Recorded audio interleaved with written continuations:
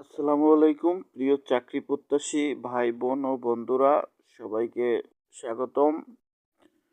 আজকের ভিডিওতে আমরা আলোচনা করব Bangladesh bank, central bank of বাংলাদেশে নিয়োগ নিয়ে। এখানে 1554টি পদে সিনিয়র অফিসার সাধারণ পদে নিয়োগ বিজ্ঞপ্তি প্রকাশ হয়েছে। এটা আবেদনের শেষ তারিখ 30/1/2025 তারিখ পর্যন্ত, অর্থাৎ জানুয়ারি মাসের 30 তারিখ পর্যন্ত। এবং বয়স সীমা প্রার্থীরা আবেদন করতে পারবেন 21 বছর থেকে সর্বোচ্চ 32 বছর পর্যন্ত। এবং নিয়োগটি সরকারি নীতিমালা, অর্থাৎ কোটা, যে 5% মুক্তিযোদ্ধা, 1% ক্ষুদ্র নৃগোষ্ঠী এবং 1% প্রতিবন্ধী কোটার আওতায় এটি পরিচালিত হবে। এখানে আবেদন করতে হবে আপনাকে একটি ভেরিফাই অ্যাকাউন্ট থেকে, যে অ্যাকাউন্ট থেকে ইতিমধ্যেই এই বাংলাদেশ ব্যাংক জবে আবেদন করা হয়েছে, যেখানে জব সিবি আইডি নাম্বার এবং পাসওয়ার্ড আছে। সেই রকমের একটি অ্যাকাউন্ট থেকে আবেদনটি করতে হবে এবং আবেদনটি শেষে 200 টাকা অফেরতযোগ্য আবেদন ফি জমা দিতে হবে এবং সেটি টাচ বাংলা মোবাইল ব্যাংকিং রকেটের মাধ্যমে পরিশোধ করতে হবে। এবং পরিশোধ শেষে আবেদন পেজে এসে ট্রানজ্যাকশন আইডিটি দিয়ে আবেদনটি মানে পেমেন্টটি ভেরিফাই করতে হবে। আপনার বিশদ বিবরণ থাকতে হবে, প্রার্থীর বিবরণ, প্রার্থীর নাম, পিতামাতার নাম, জন্ম তারিখ এবং একাডেমিক সনদের তথ্য থাকতে হবে। প্রার্থীর স্থায়ী ঠিকানা, সেটা পৌরসভা হোক, ইউনিয়ন হোক, সিটি কর্পোরেশন হোক, যেখানেই থাকুক না কেন, সেই সঠিক তথ্য প্রদান করতে হবে। এবং বেতন স্কেল হবে বেতন স্কেল 2015 22,000 থেকে 53,600 এবং তৎসহ নিয়ম অনুযায়ী পদের অন্যান্য সুবিধা।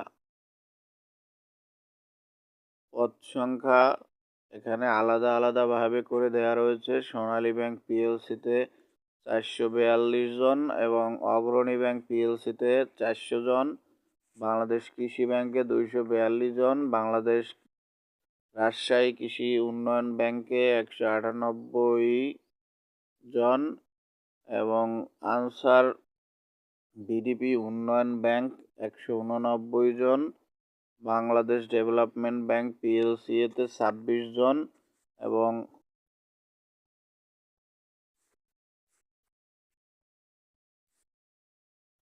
এবং কর্মসংস্থান ব্যাংকে 24 জন, বেসিক ব্যাংকে 20 জন, প্রবাসী কল্যাণ ব্যাংকে 7 জন এবং ইনভেস্টমেন্ট কর্পোরেশন অফ বাংলাদেশে 19 জন, বাংলাদেশ বিভিন্ন আর্টস বিল্ডিং ফাইন্যান্স কর্পোরেশনে 15টি।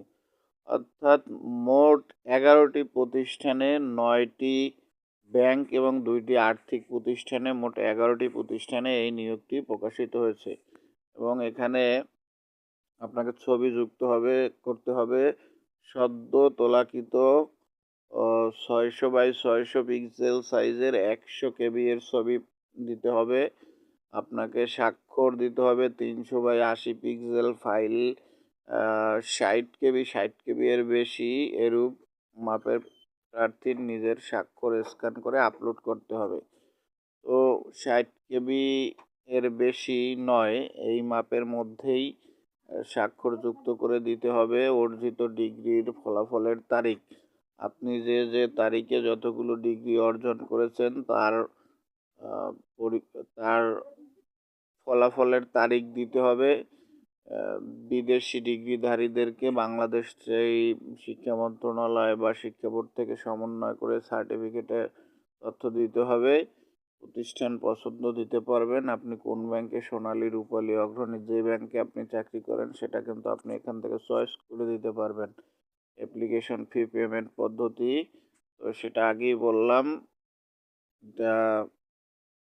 রকেটের মাধ্যমে দিতে হবে। এখানে 499 সিলেক্ট করে তারপরে পেমেন্টটি করতে হবে। এরপরে এটি আবেদনের পেমেন্ট পদ্ধতি সম্পর্কিত বিস্তারিত জানতে তাদের রিকোয়ারমেন্ট বিডি অর্গানাইজেশন এই ওয়েবসাইটটি ভিজিট করবেন।